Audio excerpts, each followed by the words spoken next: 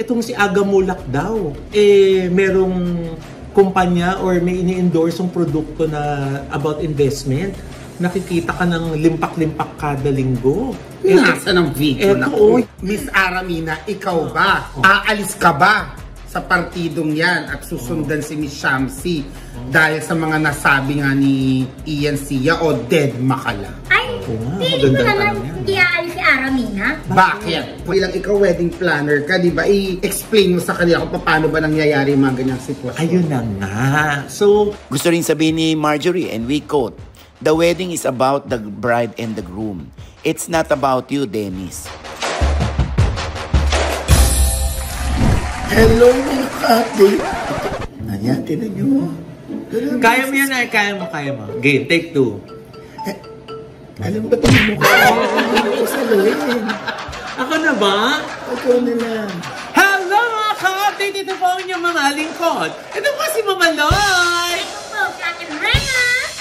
Ito si Papa-O, si OGBS. Ano pa nga ba ang lagi nyo hinihirit sa amin? Ha?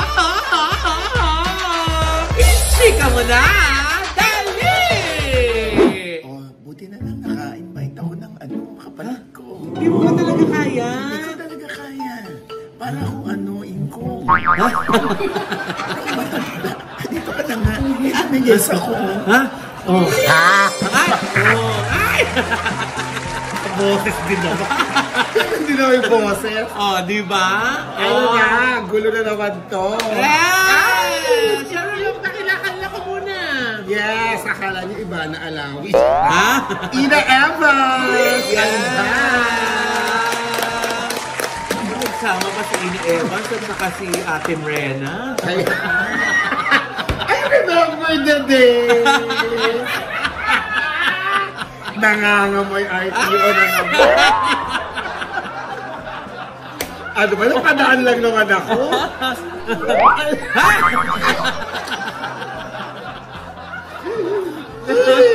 Hindi, ako muna ang hahalili kay Papa O dahil inagaw ni Ursula ang boses niya today. Pag-uusapan natin, mamaya natatakot ako Actually, dapat andyan ang sinanay dapat sa likod. Tapos nililipsing mo lang yung sinasabi niya. Oo. Bumuka yung bibig niya, pero boses mo. Ganon. Parang wala namang pinagkaiba sa boses niya. Takos din. Ayan na nga. O eto na, syempre, kahit na walang boss si nanay, tuloy pa rin ang mga balita. Di ba, Ina Evans? Dahil hindi na uubos ang pag-uusapan ng mga malita. Yes! At, ayan na nga. Mula pa nung isang araw, talagang pinag-uusapan pa rin. Sino? Yung issue ni Dennis Padilla. Ay, ang kasal ng kanyang anak. Yes! Doon sa naganap na kasal, hindi daw siya naging father of the bride, naging visitor daw siya. Pero di ba nakausap mo na si Dennis? At nandyan na yan, yung kanyang interview. Ang haba at yes! Nandun na yan sa OG Diaz Inspires. Yan. Yun na daw ang wakas. Pwede pong i-visit, pwede niyo pong panoorin, at pwede naman natin ngayon pag-usapan, di ba? Yes, yung mga punto de vista, di ba? Tama, bago natin ito i-record, ang dami mong sinasabi, di ba? Ha? Ay! Ha? Mukhang manunumpa tayo.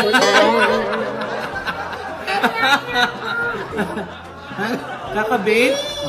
Ba't na siya yung nagbibigay ko yung naubala ng boses? So, ayun na nga. So, siyempre, mag-recap lang tayo, di ba? Kung ano nga nangyari. So, in a nutshell, in-invite si Dennis Padilla sa kasal ni Claudia, yung kanyang anak. Di ba? At anong pangalan nitong groom? Si Basti. Si Basti. Na marami rin nagtatanong bakit daw andun yung asawa ni Erich Gonzalez na si Mateo. Kasi po, si Mateo, kapatid si Basti. Ay, talaga Mama Loy? Nakagal na? Since birth. Ano ba yung magkapatid? Kanina lang naging magkapatid. So yun, so ang dami nga mga nagtatanong ba't daw ando yung asawa. At least nabigyan ng kasagutan. Yes, magkapatid po sila. Yan. Hindi nga lang natin nakita ko nandun si Erich Gonzalez kasi walang kumalat na pictures na andun din si Erich or kung nahagip ba siya ng camera. Tanong natin sa wedding coordinator. Yes! O, yan na nga. So, apparently, gusto mo yung apparently, di ba? So, na-invite si Dennis Padilla ni Claudia. So, nangingi siya ng invitation, hindi siya nabigyan, pero tinext siya ng details ng kasal. Yes. Okay. So, parang informal invitation. Yeah. So, nung dumating na sila sa simbahan, maaga sila doon, tapos, ayun na nga, doon niya napagtanto na hindi pala siya ang maghahatid kay Claudia. Nawala siya dun sa entourage, dun sa processional line. Processional line yung marcha. Kaya siguro hindi rin siya binigyan ng invitation talaga. Dahil hindi natin alam kung ano laman ng invitation. Baka kung nandun din ba yung pangalan niya o wala din yung pangalan niya.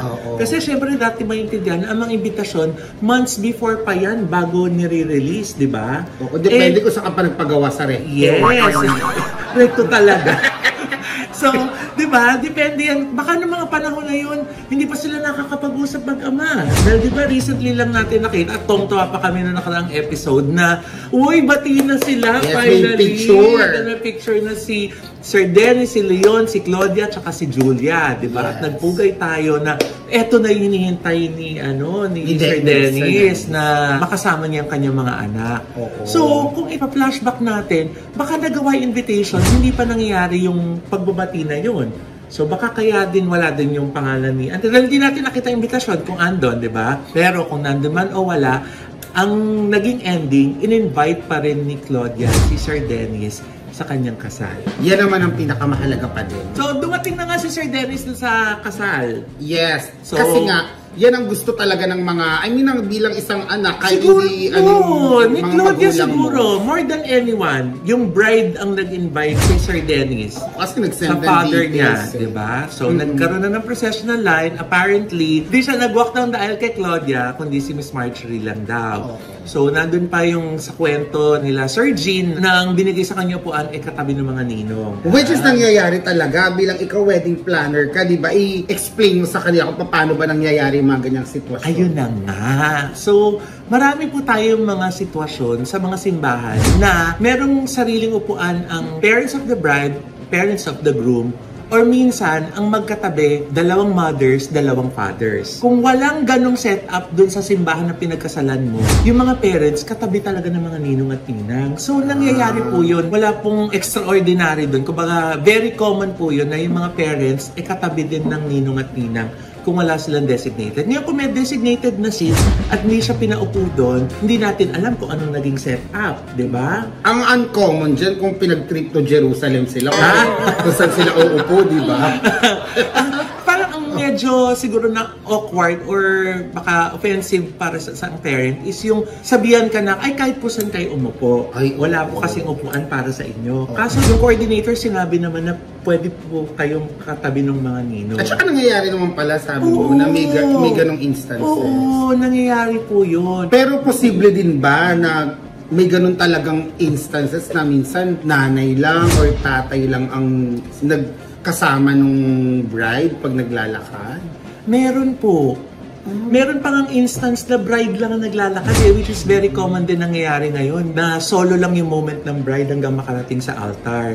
Kasi meron ba na yung parents lang, wala yung bride, sila lang yung naglalakad?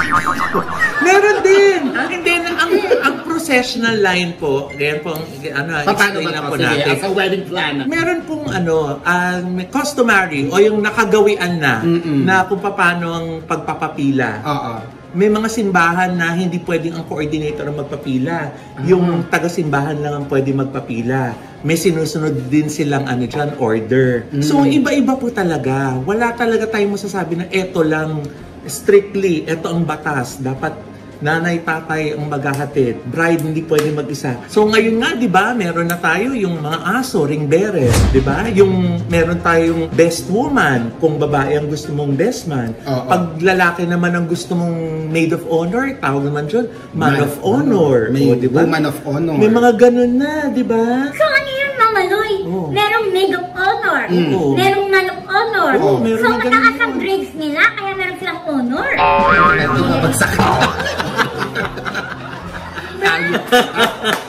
Hindi to naiimbitahan sa kasal eh. Nagtataka na ako ba't wala siyang honor. Ngayon nag-gets ko. Gets ko na. Hindi, Brenna. Ibig sabihin kasi nga, di ba, may mga times na ang best friend ng bride lalaki. So, gusto niya yun ng kanya maid of honor. So, napalitan na ng title, naging man of honor na instead of maid of honor, di ba?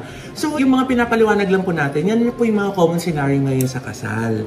Yeah. So, ngayon, kung babalikan natin yung sitwasyon ni Sir Dennis, sabi nung iba na bakit hindi siya yung pinaghatid? Dapat siya yung maghatid kasi father of the bride. It is customary na ang father of the bride, pero yun nga po discretion pa rin po yan ng bride kung sino yung gusto niya maghatid sa kanya. So, ayaw ni Claudia na ihatid siya ng tatay niya? Well, hindi natin yan masasagot kasi syempre, di ba? Ay, naku, mamamita ako na! Ang dami mong alam, di ba? Ano ka ba? Marami na ako alam sa kasal. Hindi tungkol sa ikakasal na yun. Ang tapong mo naman, Rena. Susumpa na naman tayo sa City Hall.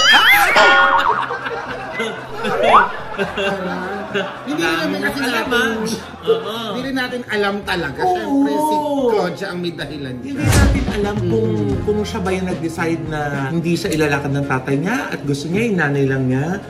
Si Claudia lang yung makakasagot niyan. May iba't ibang factor. Pero kung tatanungin mo ko as a wedding planner, kung normal ba yun, sasabihin ko, nangyayari yun. Na okay lang. Dahil marami na tayong mga ikinakasal ngayon na hiwalay yung parents. Ang dami namin mga naging kliyente na, hindi okay yung mami ko tsaka daddy ko. So sa pictorial sa hotel, mami ko muna, tapos pasok niyo sa kwarto mami ko, tas daddy ko naman ilabas nyo. So depende sa instruction yan ng bride. Kasi nga, at the end of the day, yung wedding day is all about the bride and the groom. Araw nila yun eh. So sila magdidesisyon sinong imbitado, sila magdidesisyon kung saan uupo. Yes, sila magdidesisyon. So decision, kailangan ibigay natin sa kanila yun kasi araw po nila yun. It's a special day that they will look back to after so many years nilang pagsasama. Tama. Diba? Nakapagkasal ka na ba ng tikbalang? Ay, hindi pa! Kasi pili na din imbitato. Siya yung maid of honor. So back to dun sa ganung mga sitwasyon. Meron kami naging kliyente dati na, hindi pwedeng magkita yung parents, diba? Pero sabay silang lalakad kasabay ng bride. Okay lang. Pero pagdating sa program, huwag tatawagin ng magkasabay. So, siguro matindi yung away nung dalawang magulang. Kung hindi yung good terms yung parents, pero they just want na siguro pagbigyan yung anak para nila. Sa araw lang na yun. Para sa araw na yun. So, siguro, inalis mo na nila yung pride nila, pero hindi ako makikipag-chami-chami sa'yo. Ang maganda yun yung inalis mo muna yung pride mo para sa anak mo. Tama. Ikaw ba pag kunwari, magkahiwalay na kayo, willing ka naman na magkita kayo nung dati mong asawa, paalang-alang sa anak? Kung may-request ng anak, at kaya ko naman pagbigyan, why not? Tapos mag-i-status ka after. Ano ba yan? Hindi naman magiging parent yan eh. Bakit? Ayaw jumug-jug ng babae. Ano mo sa mag-angkon? Bibinggo ka na sa akin, ha? Parang ikaw yung jumbagin ko. Diba? Pinapaliwanag ko lang para siguro mas makapagbigay tayo ng opinion natin kung normal ba o hindi normal yung mga nangyari nung araw ng kasal. Doon sa scenario na yon na ang father of the bride hindi nilakad ang kanyang anak sa altar. Kasi nandun na siya. Parang bilang tatay, ang sakit din nun talaga. Isang beses lang namang ikakasal yung anak mo unless mag-asawa siya ulit. Hindi, alam mo, hindi natin ini-invalidate yung yung feeling ni Sir Dennis. Kasi legit yun, valid yun. Tatay ka, na-hurt ka, na hindi ka na-inform. Siguro kung meron mang tayong wish list dito sa scenario na to, sana na-inform si Sir Dennis na napag-usapan na pa-invited ko po kayo, pero si Mama lang po yung maghahatid sa akin sa altar. Di ba nakita-kita na silang yung mga anak, si Sir Dennis, sana doon palang sinabi na ganito ang choreo sa kasal ko. Para wala expectation si Sir Dennis, di ba? Walang bugso ng damdamin na magaganap. Pero alam mo, sa isang banda, ito naman assumption ko lang Uy, Mama, may tumigil ka. Sa UST ka nag-graduate ka, hindi sa assumption. Ikaw na nga. Ano naman to may assumption ka lang, di ba? Parang naisip ko, baka ang tumatakbo sa isip ni Claudia, kung ako si Claudia, ha? Ay, naku, mamaloy. Lalong imposible yan. Lalong imposible. Sino ba? Mas ano ba? Nay! Parang mas ngayon. Kumbaga, ano lang, outside looking in, ang basa ko lang kay Claudia, inimbita ko ang tatay ko. Okay. Gusto kong nandun yung tatay ko. Kung alam ko na baka hindi siya pumunta dahil pag sinabi kong Hindi siya kasali sa hindi siya magatid program. sa akin, malulungkot ako kasi gusto ko nandun siya. Kaya baka pinili na lang ni Claudia na hindi niya sabihin dahil gusto niya talagang umattend si Dennis. Ang isang maganda ring indicator sa kwento na to, base dun sa mga nababasa at sa nakikita natin, is sinabi ng coordinator kay Dennis nung aalis na sila na wag muna umalis kasi gusto ni Claudia na may picture siya kasama ang papa niya. Napagbigyan ba yan? Pinagbigyan ni Dennis, nagpa-picture siya. Tapos nag-status na siya. Pero, yun nga, kung hindi bukal sa loob ni Claudia na gusto niyang nandun ang papa niya, ba't pa siya hingin ng litrato with her father? Tama. At saka, sa umpisa pa lang, bakit niya pa isisend yung details ng kasal? Diba? Ayaw niya talaga. Oo. I think naman, hindi niya in-invite si Sir Dennis for the reason na ipahiya o saktan. Siguro, ito rin isang anak na gusto niya na buo yung araw ng kasal niya na andun din yung mahal niyang ama. But then again, sa point naman ni Sir Dennis, feeling ko dahil nga ama siya, iba pa rin yung pakiramdam. Lalo na kapag yung mga nasa ganyang edad na tatay, iba talaga yung pakiramdam na sana ikaw yung maghahatid sa anak Kaya nga, mo. sabi natin, hindi natin in-invalid. Oo, Hindi natin valid naman yung nararamdaman hindi ni natin Sir sinasabing Dennis. mali yung nararamdaman ni Sir Dennis. Kasi talaga namang valid. Nagkataon lang na may sitwasyon. At sumabog siya publicly. Oo, hindi. Kumbaga may sitwasyon sila sa pamilya Oo. na hindi sila lahat bati-bati. Diba? So, nagkataon lang din siguro na pwedeng nagkaroon ng miscommunication, nagkaroon din ng expectations, diba? Siyempre, For diba? sure may expectation. Oo, kasi kaya nagkaroon ng mga eksenang ganyan dahil nag-expect. Tama. Pero yun nga, sabi ko nga at the end of the day, kung ayaw ni Claudia na wala doon ang papa niya, hindi niya in-invite in the first place. Nakakalungkot lang kasi sana napag-usapan na lang privately kasi kumbaga nabahiran yung kasal ng issue. Tama. Sabi mo nga kanina, kapag kasal naman, it's all about the groom and the bride. Hindi ito tungkol sa mga magulang, sa Meron mga isang bisita. na nag-comment may nabasa kong isang Anong comment sabi? dyan. Anong masasabi mo dito sa comment na to? So, ayon dun sa post Tagalog ba yan or English! German? Hayaan mo, hindi makakasingit dito si Mrena. Ipa-translate natin sa kanya Oo, mamaya. kailangan ano niya, word for word, ha? Yes. Merong isang post si Prince Umpad. Sabi niya gano'n, to the father of the bride, you were invited. That should have been enough. Your daughter gave you a seat at her wedding. Despite the distance, despite the years, she still let you in. This was her way of showing respect. Translate. Ay, naku! Huwag niyo akong madami-dami dyan. Hindi naman ako kayo sindikado. Kayo lang ako nag-uusap dyan. Patuloy niya. Sabi niya, but instead of holding that moment with grace, you chose to speak out. Not to her, not in private, but to everyone else. Translate. Daw kasali dyan. Pag ikaw kinasal, di kami pupunta. You said you felt disrespected, but respect isn't earned through noise. The wedding wasn't about you. It was her day, her moment. You were there. That was already more than some fathers get. You could have stayed quiet. You could have made it about her, but you didn't. She gave you a chance. You turned it into a scene. That's not what fathers do. Respect cannot be demanded. It is earned. So, yun yung kanyang Tugon. punto de vista. Tugon. Ayun. Sabi, tugon. Hindi ubo. Ay, sabi Nakakalungkot yung yung sitwasyon. Kasi talagang akala natin Okay, kasi may na, picture tapos umattend na happy din. ending na, 'di ba, dahil may picture na, tapos biglang nangyari yung ganito. Pero yun nga, iba-iba po yung mga opinion natin dahil nga may mga opinion yung mga magulang, may mga opinion din ang mga anak, 'di ba? At the end of the day, ang wedding day is about the bride and the groom, 'di ba? At ang maihihiling lang natin sa groom at bride bukod sa best wishes sana maayos talaga pa rin nila. Makapag-usap pa rin sana. privately kasi bugso ng emosyon yan eh. Minsan baka pag kumalma na after ilang araw, baka nasasabi lang din ni Sir Dennis yung mga nasabi niya nung nag-interview sila ni Papa O at yung status niya. Dahil ngayon, mabigat pa yung emosyon. Pero baka pag bumaba na dahil mga anak niya pa rin, yan at tatay pa rin siya, sana mapag-usapan. Kasi yun pa rin ang pinakamagandang ending ng kasal na yun. Samantala, Nay, nako, mukhang the plot thickens. Dahil nga nag-post itong si Julia Barreto ng mga art cards ng quotations about narcissist parents. At ang sabi nga ng mga netizen, si Dennis Padilla nga kaya ang pinaparinggan niya sa mga post niyang ito? Kasi Nay, ito yung mga post niya, nasusulat. A narcissist doesn't care about being a good parent. They just care about looking like one. Yung isang art card naman, ang sabi, to a narcissist, the kids are just pawns in their war to break you. At yung pangatlong art card, a narcissist's favorite role? The victim. Because it distracts from the damage they caused. Ayun.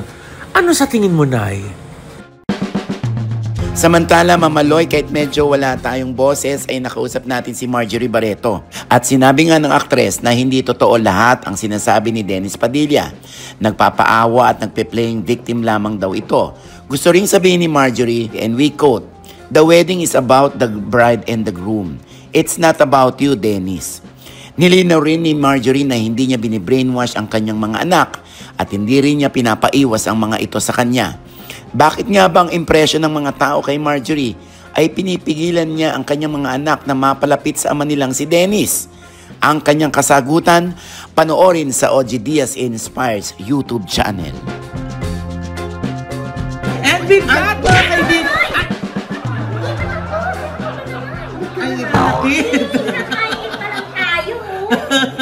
Masyadong matapang si Nena. Pag tayo na City Hall na naman. Hoy! Teka lang. Ano? Naku, pag ito hindi natigil, mukhang talagang sa City Hall mapupunta tong nagkakalat nito eh. Ano naman to? Itong nagkakalat ng deep fake news na itong si Aga Mulak daw. Merong kumpanya or may ini-endorse yung produkto na about investment. Nakikita ka ng limpak-limpak kada linggo. Nasa ng video na to. Yan o. The Philippines was shaken by incredible news. Thanks to the famous actor Aga Mulak and his revolutionary development, the Investment Program 2025, thousands of citizens are now steadily earning 175,000 pesos per week. How does it work? Aga Mulak will tell you more. When we launched the investment program 2025, I knew it would become a revolution in the financial world. We received support from SM Investments, Petron Corporation, Bank BPI, and Semirara Mining and Power Corporation, leading players in their respective industries. Oh, di ba? Yes, that's Doc Aga. Baklang to ah. Niloloko mo ko. Ano na si Miss Vicky Morales? Hindi sila yun. Wait, parang totoong-totoo, kaboses na kaboses. At saka sobrang sabay yung salita. Kuya Dick, hindi sila yun. Kago ate. Kaboses mo eh! Si Kuya Dick, kaboses mo. Hindi ako AI impersonator lang. Hindi sila yun. Grabe naman yun. Oo, kasi... Alam mo, kung hindi mo pa sinabi yan, kung hindi pa napanood, ako mapapanood ko, mapapaniwala ako eh. Ako rin, una kong napanood yan. Sabi ko, ay, ba't may ganun si Aga? Ba't sinabi ni Aga yun? Eto na nga, nakausap syempre ng the one and only, Mr. Oji Diaz, di ba, Nay? Nakausap ni Nay Oji, si Doc Aga. Si Doc Aga tuloy ako sa'yo. So, nakausap ni Nay Oji si Sir Aga Mulak. Ano sabi ni Doc Aga? Sabi niya, Mama Loy, bakla ba talaga si Ate Dick? Doc Aga, ha? Any chicken joke.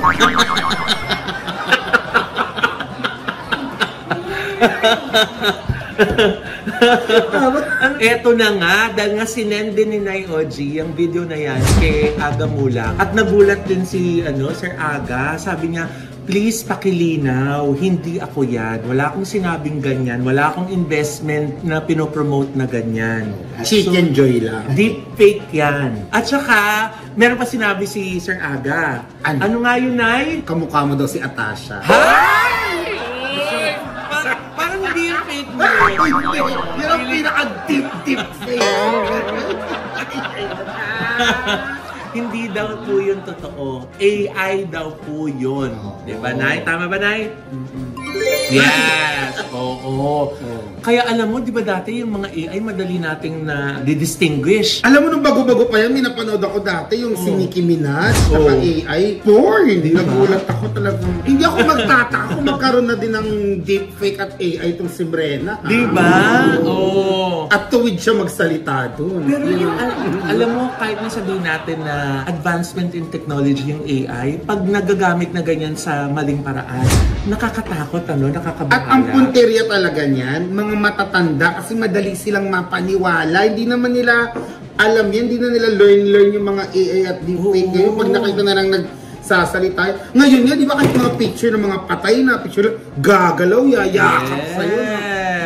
At saka yung lalo yung mga produkto na pang ganito, pang ganyan. At kawawa yung mga naiengganyo at nanuloko at nag-i-invest pa. Kaya mag-iingat po tayo kapag ganyan. Lagi natin magkakalimutan na fact-checking, tayong balita. Kaya nga yung mami ko, tinuruan ko na mag-Google. Kasi sabi ko, pag meron siyang mga nakikita na gano'n, minsan sasabihin, anak ko maganda yung ganito, maganda yung ganyan.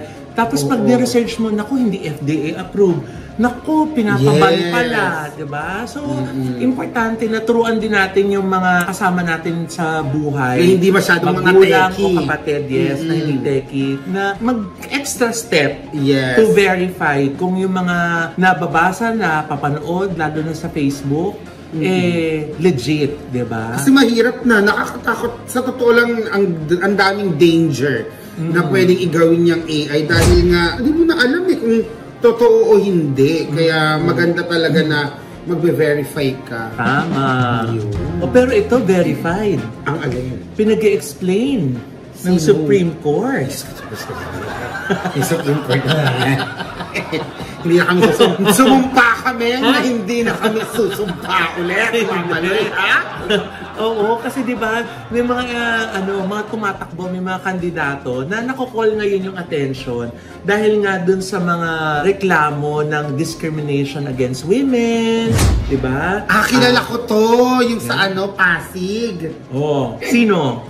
Si yung Ian Sia, yung sa Team Kaya Dis. Sikat yun in a negative way. Ay, kasi nga nababash siya nung ibang mga netizens dahil doon sa kanyang mga nabibitawang mga statements, di ba? Inappropriate remarks. Yun, na they found inappropriate, di ba? Kasi nga, na binabanggit yung parang sinasabi ng iba na body shaming, saka yung iba mga sinasabi niya na yung iba mga kababaihan ay na-offend. Oo, diba? Kasi naman ang bastos talaga ng joke na ginagawa niyang joke ang mga single mother na pwede daw sumiping sa kanya once a year at magpa-lista lang. Kaya ang mga politiko dapat sa mga rally kumukuha ng komedyante. Kaya kung sila na yung magbatawa, wag na kayo. So, kamusta naman ang mo ngayon? Mga sampa mo ngayon? Marami-rami na ba? Uy, wala! Nagvo-volunteer tayo. Yeah! Diba? Para sa magandang gobyerno. Kasi isa rin sa napagpaliwanag yung kalaban ni Mayor V. Diba? Na yun nga yung nagsabi na na laos daw si Mayor V. Pinag-explain din siya ng COMELEC. Ito naman kasing mga politiko na to, dapat pag sumasampa, plataforma yung ine-explain, hindi yung nag-i-smear campaign na naninira at akala nyo naman talaga nag-aaway lang ng mga kapitbahay na unprofessional. Kaya naman tumutugon ng COMELEC doon sa mga reklamo. Pero yun nga, dahil si Attorney Sia abogado, kaya siguro naisampa din yung reklamo sa Supreme Court, 'di ba? Dahil yun yung kumbaga may jurisdiction sa kanya as a candidate and as a lawyer, di ba? At kita mo, dahil dyan sa mga pinagsasabi niya, umalis na tuloy sa slate nila si Shamsi. Hindi direktang tinukoy ni Shamsi na yung kaso na yun ang naging dahilan. Pero ang sinabi niya, kumbaga, true to her values, di ba? Taliwas sa mga values niya. So parang hindi na nagsisync yung values niya with the values siguro nung grupo kung saan siya nabibilang. Yes. Kaya nag-decide na si Shamsi Supsup na tumakbo as an independent candidate. Tama naman yung ginawa ni Architect Shams. Kasi kung hindi mo na talaga ka-align yung principle ng kapartido mo, talaga namang lalayo ka. So, good job, Architect. Independent na siya ngayon na councilor. Ito ang tanong. Ito dediretsahin ko na. Miss Aramina, nabenta mo na ba yung gown sa Mano po? Hindi. Kasi ako hindi, ito yung tanong. Miss Aramina, ikaw ba? Aalis ka ba sa partidong yan at susundan si Miss Shamsi dahil sa mga nasabi nga ni Ian Sia o Dead Makala? Ay, feeling ko naman hindi aalis si Aramina. Bakit? Puwet mong may racket? Hindi, syempre, sinupupondo sa kanya. Saan? Sa kampanya niya? Oo. Kaya ibenta niya nga yung gown sa Mano po. Asa ba kasi yun? Binenta yata kay Boss Toyo. Hoy, iconic yung gown na yun. Kasi nga, di ba? Kita yung kalahati ng... Di ba? Ang ganda nun, yung gown na yun. Bibilin mo ba? Ha? Pwede ako ha, nakaka-iconic yun. Diba? Talaga namang kauna-unahang Mano po. Anyway, ayan nga, mahigpit ang reminder ng COMELEC dun sa mga rules para sa mga kumakandidato. At gaya nga nasabi ng COMELEC na gusto nila na ang kampanya ay maging safe space, di ba? Para sa lahat, sa candidates at saka sa mga botante. Diba? At saka dapat naman talaga, gano'n naman pag tumatakbo, ang iyabang na lang natin at lagi nating sabihin yung magagawa natin at kung bakit tayo angkop para sa tinatakbuhan natin posisyon. Huwag na tayong naninira ng ibang tumatakbo. Dapat healthy competition para maayos yung eleksyon, di ba? Iboto po natin si Ina Evans! Oo, dapat mag-iboto. Kulang sa calcium. Tama, ang dami tumatakbo na. Ha? Ang dami pa namin gusto pag-usapan. Tapusin mo na, Nay. Tapusin mo na. Makasigaw. Kaya mo yan. Tignan mo to. Parang yung millennial senator. Di ba? Naka-orange. Edwin, mo. Hindi na kaya. Gusto nila marinig ka. Kung merong kaya this. Teka, ito po ang inyong mamaling ko. Ito po si Mama Loy. Mga nanonood po sa amin na hindi pa namin subscriber, please subscribe now na. Click na yung subscribe button na nandiyan sa baba. At kung naibigan po yung aming episode niyan, meron kayong komento sa lahat naming chika, comment below, click like button, huwag kalimutan i-click ang notification bell. Dahil kapag kinlik nyo yan, manonotify kayo na meron kaming latest update. At syempre pa ang aming kanya-kanyang channel. Yes, sana manonood at subscribe po kayo sa channel ko. That's Mama Loy. M-A-M-A-L-O-I. Syempre na isa po salamat sa Envy Skin Beauty and Wellness Center for skin, face, body, and wellness. Bakit? Bakit? Ha? Diyos ko, wala namang boses, wala pang paningin. Ano ba, Brena? Envy Skin po! Nandun po sila sa Mother Ignacia sa Grand Ia Place, tapat ng ABS-CBN. Thank you, Doc JC Solis of Gorgeous Smile Dental Clinic. And maraming salamat sa Ideal Vision for our eyewear. Thank you, Anytime Fitness, ni Manila Hema Despair. At batiin natin ating sukinay. Sino yan? Si Mrs. Ang from Toronto, Canada. Thank you for always watching. Hello po! Yes, Brenna? Yes, hello mga ka-update. Pa-follow naman po ng aking FB page. Ating Rena po, M-R-E-N-A. Wala naman. Wala naman. Diba? Ayan, at kung gusto nyo po akong makita muli, comment lang kayo para mapilitan si Pao. Nadali na ako. Ate Dick sa lahat ng social media. Yes, may YouTube ka din. Yes, at Ate Dick. Ayun, demonetize na din nag-upload. At syempre po, muli po akong gusto nyo mapanood yung interview ni Sir Dennis Padilla para malaman niyo po yung side niya of the story. Nandun po yan ngayon sa OG Diaz Inspired. Yes. Yan. Kailan kaya ako mai-interview dyan? Oh, Hindi diba? daw kasi ako inspired. Perspired ko, magpapawis lang. At ito po rin yung lingkod. Diyos ko, hindi na kaya. Oo, as Noji Diaz. Yes. Na lagi nagsasabi na ipapaalala sa inyo na. Oh, pakita ka na. Gising po tayo ng umaga. Yes. Huwag na huwag po kayo makakalimot. Yes. Na magpasalamat sa Panginoon. Yes. Dahil tayo ganyan inisip. Yes. Sabihin, may mission pa rin po tayo sa buhay. May sabing, Every kissing is a blessing. at ang habang lagi niyo inihilig sa amin.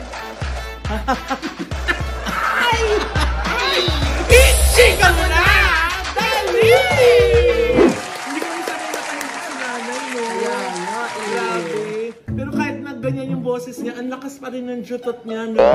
Dinig na dinig.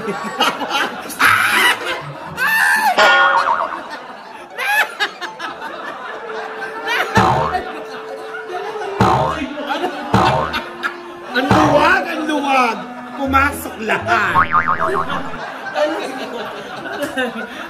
Wag po! Tay! Wag po! Ikakasal yan! Ano yung huli naman? Oh, may kasama si Ina Evans! Oh! May apple pie. Ay! Oh! Invited lahat ng tatay sa kasal namin!